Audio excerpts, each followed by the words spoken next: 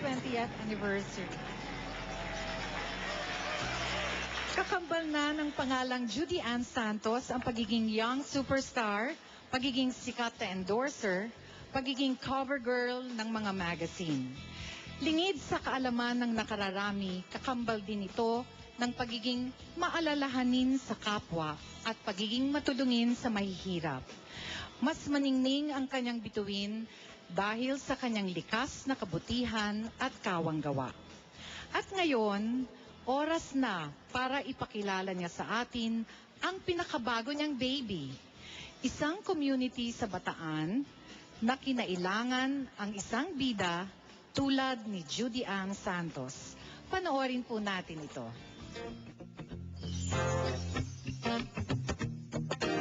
Ipinagkait sa kanya ang ginhawa ng buhay nung kanyang kabataan. Kaya nang mamulat ang isipan, naging mahalaga sa kanya ang tumulong sa mga kapuspalad. Ang bida ng buhay natin, bida rin ng mga nangangailangan. Nagsimula sa pagtulong sa mga naghihirap na kasamahan sa industriya, hanggang sa naging miyembro na kasama ng ibang artista ng Lyrics and Shades Foundation. Isang samahang nagdala ng equipment at medical supplies para sa rehabilitation ng isang ospital sa Cuyo, Palawan. Noong 2003, sinimulan niya ang Touch a Heart Foundation na taon-taong nagpa-fundraising upang makapagpadala ng mga medical mission sa mga lugar na nabibiktima ng mga kalamidad.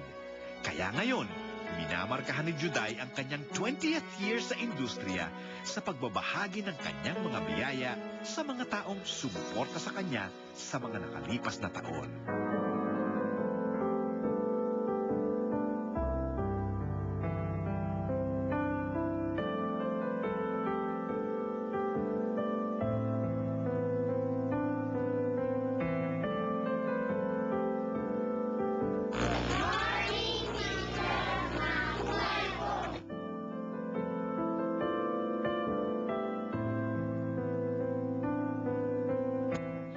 Masaya po kami. Hindi po namin akalain na talaga siyang pupunta dito.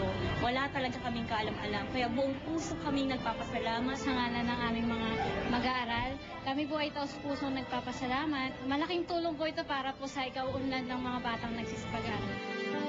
Ang tubig po namin po hindi po nainom.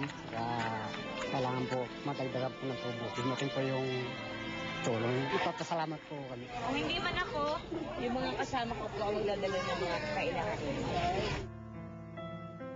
To sing a song that will inspire us all, please welcome Mr. Gary Valenciano.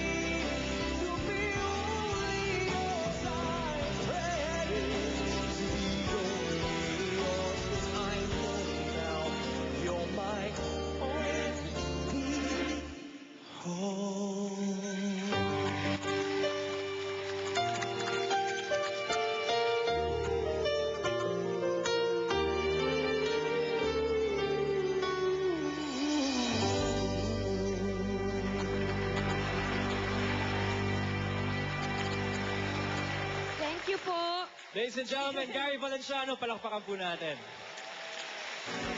Why don't you tell us about the video na nakita namin kanina while Gary was singing? Tell us about the Aita Village that you sponsored in Bataan.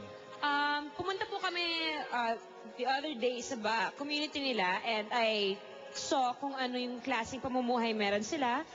Children na nag-aaral sa isang classroom, magkakasama ang grade 4, 5, and 6 sa isang classroom.